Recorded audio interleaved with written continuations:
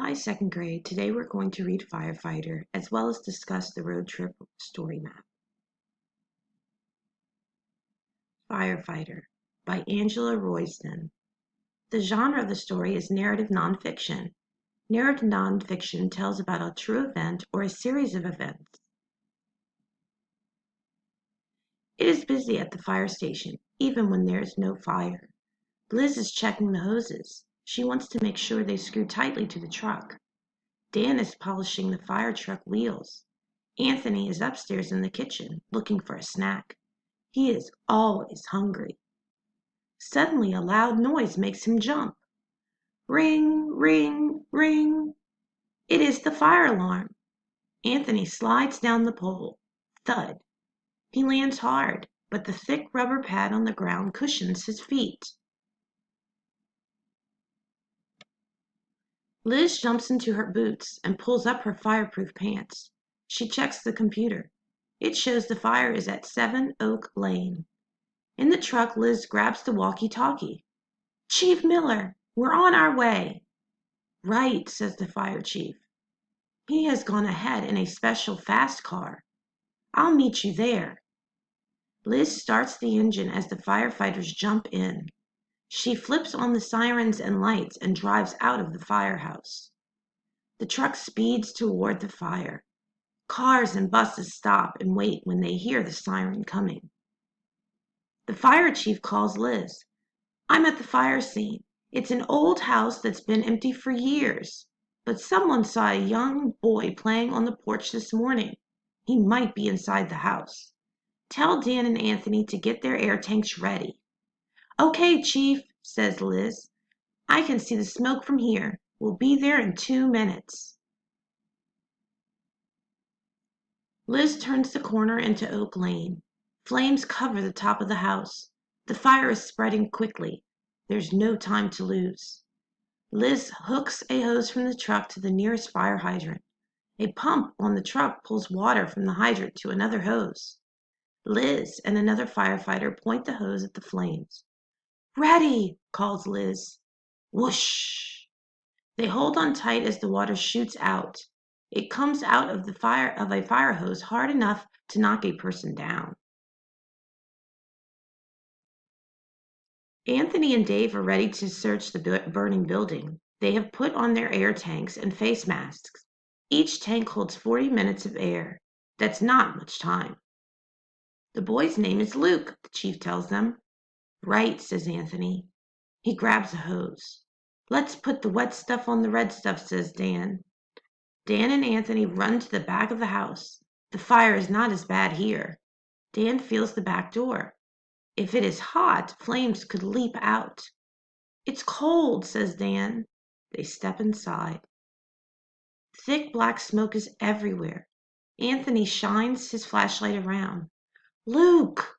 Luke, he calls. No one answers. I can hear fire upstairs, says Dan. The fire has damaged the staircase. It could fall down at any time. They climb up the steps very slowly.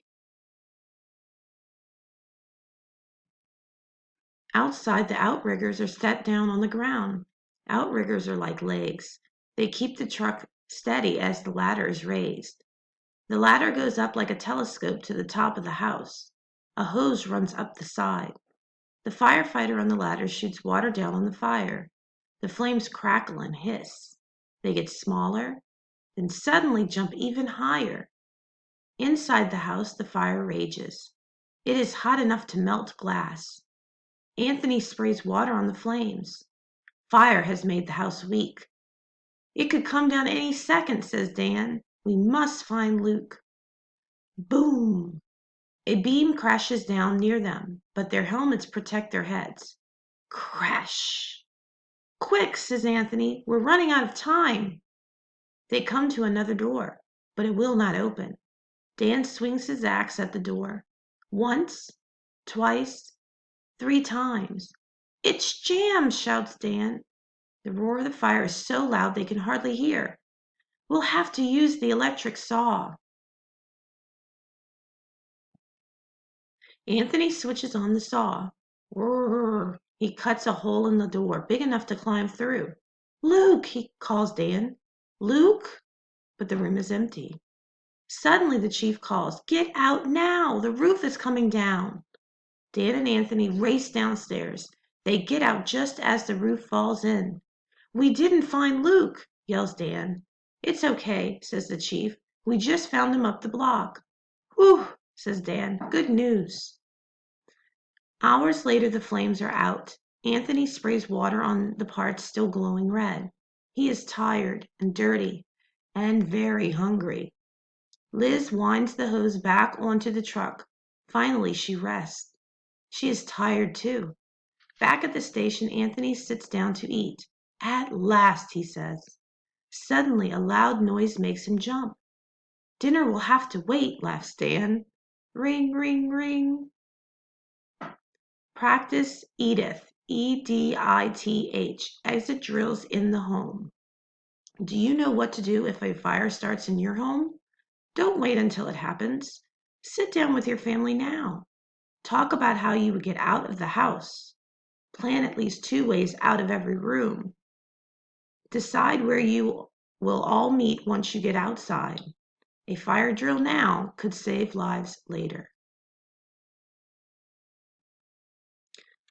All right, the second part of our video, second grade, is what we're going to call the road trip story map.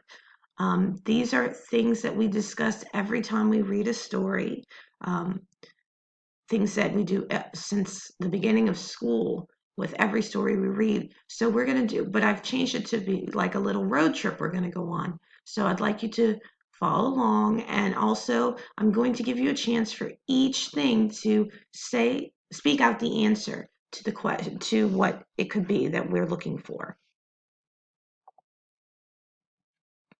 The first card we come to is the title. The title is the name of the story.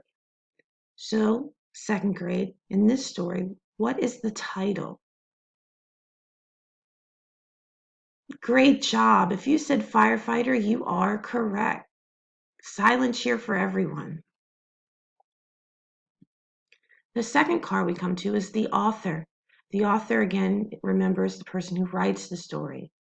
Who is the author of our story? Yes, it is Angela Royston. Again, let's give everyone a silent cheer. The third card we come to is the genre.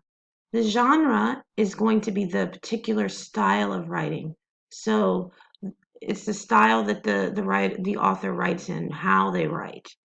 In this story, we know that there is a genre for the story. What is the genre for Firefighter?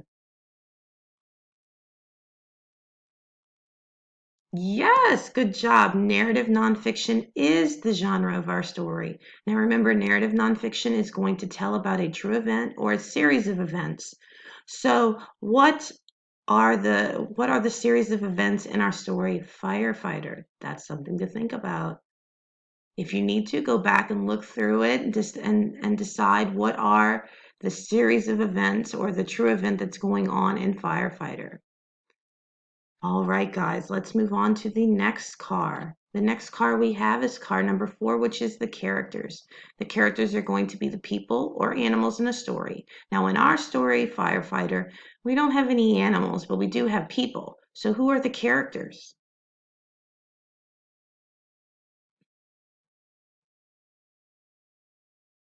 That's right. If you said Liz, Dan, Anthony, and Chief Miller, you are correct. Now, you may have included Luke. That's fine. We try to stick to the main characters, the people who are talking and interacting in the story. But if you said Luke, we'll take it. That's good. He was mentioned in the story. Great job. Car number 5 is the author's purpose. Now, we talk about this all the time. Remember, author's purpose is pie. We remember it as pie, like a pie that you eat. P-I-E. Persuade, inform, entertain. Repeat it. Persuade, inform, entertain. Now, the author's purpose is going to be the reason the author writes the story. So are they trying to persuade you, talk you into something? Are they trying to inform you, teach you? Or are they trying to entertain you, want you to enjoy the story? What is the purpose in this story, Firefighter? Yes, to inform. The author is going to give you information about a topic. So in this story, Firefighter, they give you little bit tidbits of information talking about what your plan for a fire drill should be, what outriggers are. Remember, it mentions that. It mentions about the hose being strong enough that it could knock a person down.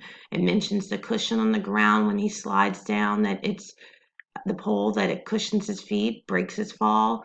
So different little things. It's telling you about the life of a firefighter, what they do, what they experience. It's teaching you. Car number 6, and our last car we're going to see today, is the main idea. Now, main idea, we talk about this for every story. There is always going to be um, the story's always going to have, it's going to be about something. So in this case, in firefighters, there is a main idea. There's something. What is the story about? So I want to give you a minute. Yes, you're right. It is firefighters. It is about firefighters.